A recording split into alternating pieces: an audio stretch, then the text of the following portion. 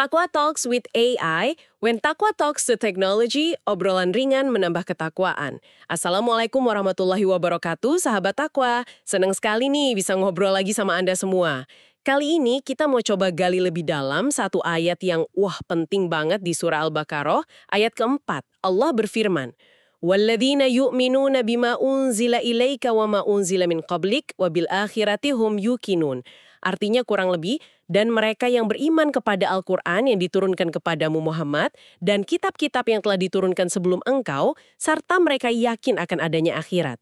Nah, biar makin mantap pemahamannya, kita bakal coba lihat dari kacamata para ahli tafsir hebat nih, kayak Imam At-Tabari, Al-Qasimi, Abu As-Sa'ud, Al-Baghawi, Syekh Ibnu Utsaimin, dan lainnya. Kita mau lihat nih, makna ayat ini apa sih? Terus nyambungnya gimana sama ayat sebelumnya? Implikasinya apa? Dan yang paling penting, relevansinya buat kita sekarang ini gimana, sahabat Takwa? Oke deh, yuk kita mulai bedah ayat mulia ini. Kita awali dari bagian pertama ya. Walladzina yu'minun. Dan orang-orang yang beriman. Nah, ini kan menarik ya, sahabat Takwa. Di ayat 3 sebelumnya kan udah disebut tuh ciri orang bertakwa. Iman sama yang goib, sholat, infak. Terus di ayat 4 ini kok disebut lagi orang-orang yang beriman? Apakah ini orang yang sama dengan yang di ayat 3 atau ini nunjuk ke kelompok lain lagi? Gimana nih pandangan para ulama soal ini? Nah, ini pertanyaan bagus banget. Langsung ke intinya ya. Emang ada beberapa pandangan utama di kalangan mufassirin tentang ini. Pandangan pertama, ini misalnya dari Mujahid, dan banyak juga yang ikutin pandangan ini. Ngelihatnya ayat keempat ini ya lanjutan aja. Sifat tambahan buat orang-orang bertakwa yang disebut di ayat 3. Jadi kelompoknya ya sama aja. Satu kelompok mutakin itu. Kenapa diulang kata alladzina, orang-orang yang? Nah, ini fungsinya buat nekenin. Seolah-olah Allah bilang, perhatiin ya, sifat ini juga penting banget. Gitu. Jadi ada penekanan di tiap sifat, baik yang di ayat 3 soal iman ghaib dan amal, maupun di ayat 4 ini soal iman ke kitab-kitab. Oh, jadi kayak penegasan gitu ya, sifat-sifat ini sama pentingnya. Oke. Terus pandangan lain? Ada pandangan kedua. Ini diriwayatin dari beberapa sahabat, kayak Ibnu Abbas, Ibnu Mas'ud, dicatat juga sama At-Tabari. Nah, mereka ini ngelihat ada sedikit perbedaan. Menurut mereka, ayat 3 itu lebih ke gambaran mukmin dari kalangan Arab, yang fokusnya memang ke iman pada yang goib. Kan mereka belum punya kitab suci sebelumnya, gitu. Sementara ayat 4 ini, karena ada penekanan ke iman pada Al-Quran dan kitab-kitab sebelumnya, ini lebih spesifik nunjuk ke mukmin dari kalangan ahli kitab. Ahli kitab yang masuk Islam maksudnya? Betul. Kayak Abdullah bin Salam misalnya. Buat mereka kan, iman ke Al-Quran sekaligus membenarkan kitab suci mereka yang asli dulu, itu jadi ciri khas keimanan mereka. Masuk akal juga ya. Ada lagi pandangan lain? Ya sih, ada keragaman tafsir di sini. Ini nunjukin betapa kaya makna ayat ini kan, bisa jadi sifat tambahan buat semua, bisa jadi sorotan buat kelompok tertentu, atau ya kombinasi keduanya. Oke, menarik banget ya. Bisa jadi penegasan buat semua, bisa jadi ada fokus ke kelompok ahli kitab yang beriman. Ini nunjukin pintu takwa itu terbuka lebar ya buat siapa aja. Nah, sekarang kita coba masuk lebih dalam lagi ke intinya. Bima unzila ilaika wa ma unzila min qablik.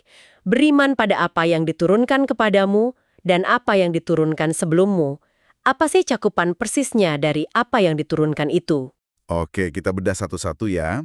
Pertama, bima unzila ilaika, apa yang diturunkan kepadamu. Mayoritas ulama tafsir kayak Al-Qasimi, Abu As-Sa'ud, sepakat ini ya Al-Quranul Karim. Itu udah jelas. Tapi ada juga yang memperluas maknanya. Contohnya Syekh Ibnu Utsaimin. Beliau masukin juga As-Sunnah atau Al-Hikmah. Oh, sunnah Nabi juga termasuk. Iya, landasannya ayat lain kayak di An-Nisa ayat 113, di situ disebut Allah nurunin Alkitab dan Al-Hikmah. Jadi bisa diartikan ini mencakup semua ajaran Rasulullah SAW, baik Al-Quran maupun sunnahnya. Wah, jadi bukan cuma teks Al-Quran doang ya, tapi juga penjelasan dan praktek dari Nabi SAW. Luas juga ya cakupannya. Terus gimana dengan bagian yang kedua? Wama unzila min qablika. Nah, kalau bagian ini menegaskan satu prinsip penting banget dalam Islam, yaitu kewajiban buat percaya sama semua kitab suci yang Allah turunkan ke para Rasul sebelum Nabi Muhammad SAW. Ini termasuk Taurat ke Nabi Musa, Injil ke Nabi Isa, Zabur ke Nabi Daud, Syuhuf ke Nabi Ibrahim dan Musa, dan ya kitab-kitab lain yang mungkin kita nggak tahu namanya. Ulama kayak At-Tabari, Al-Baghawi, semua nekenin ini sifatnya umum.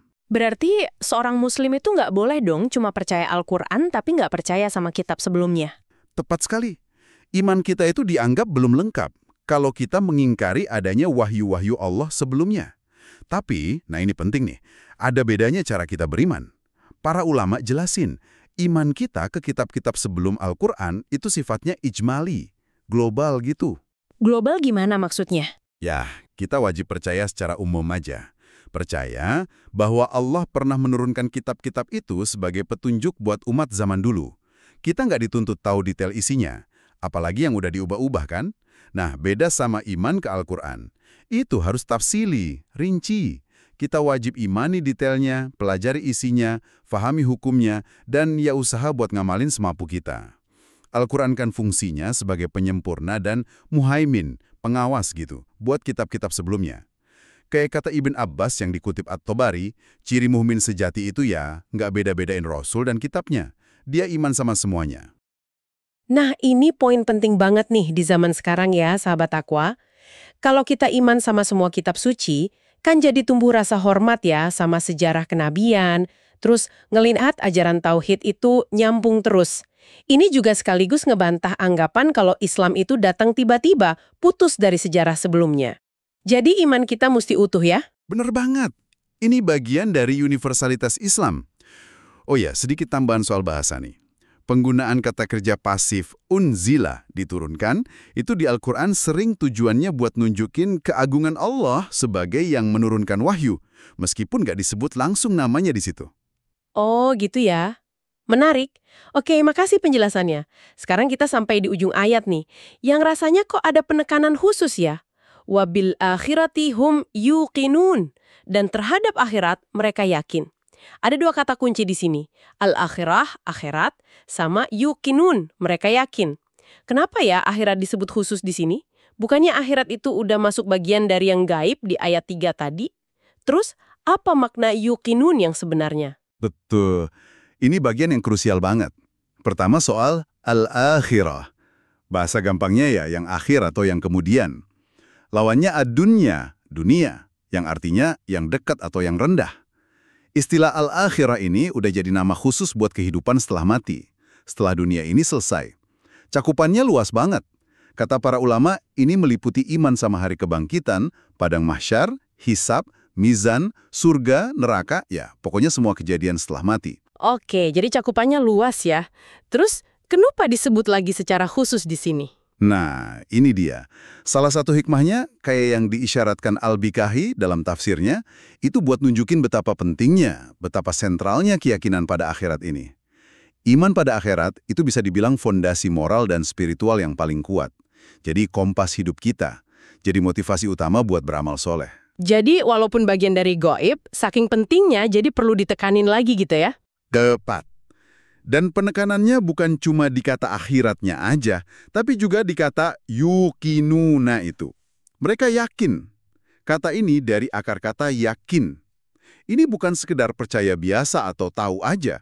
Para ahli tafsir kayak Al-Qasimi, Abu As-Sa'ud, Al-Wahidi, semua jelasin kalau yakin itu tingkatan ilmu paling tinggi. Pengetahuan yang kokoh, mantap, nggak ada ragu, syak, atau samar syubha sedikit pun. Kepastian yang udah nancep banget di hati. Wah, jadi bukan sekedar percaya nanti ada akhirat, tapi yakin seyakin-yakinnya tanpa ragu sedikit pun. Beda level banget ya. Beda banget. Signifikan bedanya. Al-Wahidi bahkan nambahin, yakin itu seringnya didapat setelah kita mikir, merenung, nganalisis, nyingkirin semua keraguan. Beda sama sekedar tahu informasi. Ini keyakinan yang udah teruji, udah masuk ke dalam diri. Makanya, menariknya, Allah SWT itu nggak disifati muyukin, yang maha yakin. Karena ilmu Allah itu udah sempurna dari awal. Nggak lewat proses meyakinkan diri kayak kita. Ilmunya mutlak. Oke. Lalu, kenapa penekanan ke level yakin ini penting banget di ayat ini? Ada konteks lain mungkin? Ada indikasi kuat nih, seperti yang dijelasin At-Tabari sama Al-Qasimi. Penekanan hum yukinun Merekalah orang-orang yang yakin. Ini juga kayaknya buat ngebedain sama keyakinan sebagian ahli kitab waktu itu soal akhirat. Meskipun mereka juga percaya akhirat, Al-Quran kan mengkritik beberapa keyakinan mereka yang dianggap keliru atau penuh ragu. Misalnya, klaim cuma golongan mereka yang masuk surga, atau siksa neraka cuma sebentar. Nah, dengan ngegasin kalau mukmin ini yukinun, seolah Allah mau bilang, ini loh keyakinan yang benar, yang kokoh, yang pas sama hakikatnya. Keyakinan yang levelnya udah pasti banget. Masya Allah. Jadi, gitu ya. Jadi, yakin pada akhirat itu ciri khas orang bertakwa yang beda. Sekaligus jadi jangkar moral dan spiritual paling kuat. Oke. Nah, setelah kita bedah satu persatu nih, coba kita rangkum yuk. Gimana sih ayat keempat ini nyempurnain gambaran orang bertakwa dari ayat ketiga? Terus, pelajaran paling mendasar apa nih buat kita di zaman sekarang, sahabat takwa? Sip. Kalau kita ngomongin keterkaitan atau munasabahnya ya, ayat 3 dan 4 ini kayak kerja bareng gitu buat ngebangun profil utuh seorang mutakin. Ayat 3 itu ngasih fondasi. Iman sama yang nggak kelihatan, goib. Terus amal utama ke atas, sholat, sama ke samping, infak. Nah, ayat 4 ini ngelengkapin. Ditegasin lagi imannya ke semua jalur wahyu. Dari Al-Quran, Sunnah, sampai kitab sebelumnya. Ini nguatin sisi akidah. Terus puncaknya, keyakinan level yakin sama akhirat. Kenapa akhirat disebut lagi padahal udah masuk goib? Yaitu tadi, kata Abu As-Sa'ud misalnya, buat nunjukin betapa fundamentalnya keyakinan ini. Harus sampai level yakin. Jadi ayat 3 dan 4 ini bareng-bareng nyakup pilar utama takwa. Akidah lurus, ibadah bener, muamalah baik. Semuanya dasarnya iman yang utuh dan yakin penuh sama pertanggungjawaban akhirat. Wah, gambaran yang lengkap banget jadinya ya. Terus, gimana kita bawa ini ke konteks kita sekarang? Nah, ini dia bagian yang paling kena buat kita ya. Beberapa pelajaran penting buat zaman modern ini. 1. Stop iman parsial. Jangan pilih-pilih ajaran. Ayat ini ngingetin takwa sejati itu butuh iman utuh. Ke gaib, ke Al-Quran, dan sunnah semuanya. Plus hargai dan benarkan pokok ajaran Nabi sebelumnya. Nggak bisa ambil enaknya aja. Betul. Kadang kita suka gitu ya. Kedua, akhirat itu kompas di dunia materialistis.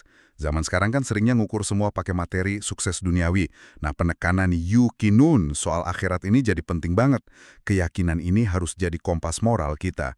Yang ngarahin prioritas hidup, etika kerja kita, cara bisnis, bahkan cara main medsos. Yang ngasih makna kenapa kita berkorban, kenapa kita sabar. Kalau nggak yakin, gampang banget keseret arus materialisme. Benar banget itu. Pengingat keras buat kita semua. Ketiga, iman itu mesti jadi aksi nyata. Ayat 3 dan 4 ini nunjukin takwa itu bukan cuma di hati, harus kelihatan. Kelihatan di sholat yang khusyuk, di kepedulian sosial lewat infak, di perilaku sehari-hari yang sadar nanti ada hisapnya. Keempat, hargai kesinambungan wahyu. Iman sama kitab-kitab sebelum Al-Quran itu ngajarin kita hormat sama para nabi, ngelihat kesatuan pesan tauhid. Ini penting biar paham posisi Islam dalam sejarah agama-agama. Dan kelima, ini mungkin yang paling penting, audit level keyakinan diri. Ayat ini kayak ngajak kita nanya ke diri sendiri, sahabat takwa, seberapa yakin sih saya sama akhirat? Baru sekadar info di kepala, atau udah jadi yakin yang gerakin hati dan tindakan? Udah beneran ngaruh ke keputusan saya tiap hari belum? Pertanyaan refleksi yang nusuk banget ya, sahabat takwa. Seberapa yakin kita? Dan ini jadi ingat satu kisah nih, yang nunjukin betapa mahalnya iman pada yang goib, termasuk akhirat ini. Bisa diceritain sedikit? Oh, tentu. Ada riwayat bagus dari sahabat mulia Abdullah bin Mas'ud. Dicatat di beberapa kitab tafsir, kayak tafsir Al-Baghawi. Jadi suatu waktu, di depan sahabat lain yang mungkin bangga ya pernah hidup bareng Nabi SAW, lihat langsung beliau, Ibnu Mas'ud bilang kira-kira artinya gini, urusan Nabi Muhammad SAW itu jelas buat siapa aja yang lihat beliau, jadi gampang percaya. Tapi, demi Allah yang nggak ada Tuhan selain dia, nggak ada iman seseorang yang lebih utama daripada iman kepada yang goib. Terus beliau baca ayat-ayat awal Al-Baqarah ini.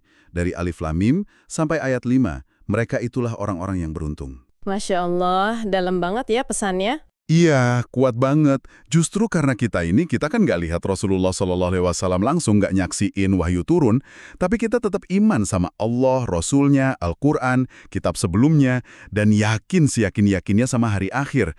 Nah, justru itulah bukti tulusnya, kuatnya iman kita. Iman pada yang ghaib, yang puncaknya yakin akan akhirat, itu aset terbesar kita, sahabat takwa. Kisah yang luar biasa benar-benar bikin merinding. Makasih banyak udah berbagi ya. Jadi sahabat takwa, jelas banget ya, ayat keempat Al-Baqarah ini bukan cuma nambah info, tapi pilar penyempurna buat bangunan takwa kita. Ngajarin iman yang utuh ke semua risalah Allah, dan nuntut level keyakinan paling tinggi, yaitu yakin pada kehidupan setelah dunia ini. Betul sekali. Dan yakin itu, sekali lagi ya, bukan cuma pengetahuan pasif di otak, tapi kepastian aktif yang harusnya mewarnai cara pandang kita, keputusan kita, langkah kita di dunia ini. Jadi energi yang dorong kita buat baik terus, nahan diri dari yang buruk, karena kita benar-benar yakin ada hari pertanggungjawaban nanti. Nah, sebagai penutup nih, yuk kita bawa pulang pertanyaan refleksi tadi, sahabat takwa. Aspek mana ya dari iman kita, entah ke Al-Quran, Sunnah, kitab sebelumnya, atau ke akhirat, yang rasanya masih perlu kita tingkatkan? Dari sekedar tahu atau percaya, jadi benar-benar yakin, jadi keyakinan kokoh yang nggak goyah.